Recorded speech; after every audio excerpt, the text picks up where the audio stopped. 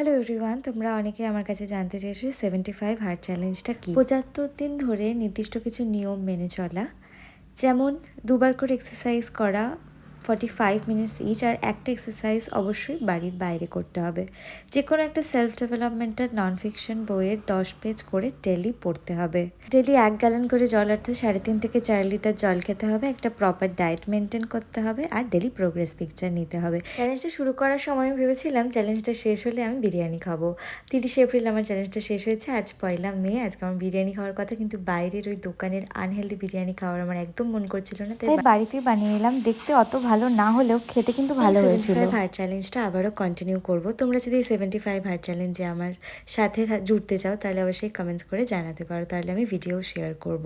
বিরিয়ানির রেসিপিটা চাইলে কমেন্ট করে জানাতে পারো। শুধুমাত্র 14 কেজি ওয়েট লসই নয়, আমার সেলফ ডেভেলপমেন্টে, সেলফ ইমপ্রুভমেন্টে এই 75 হার্ট চ্যালেঞ্জ অনেক হেল্প করেছে।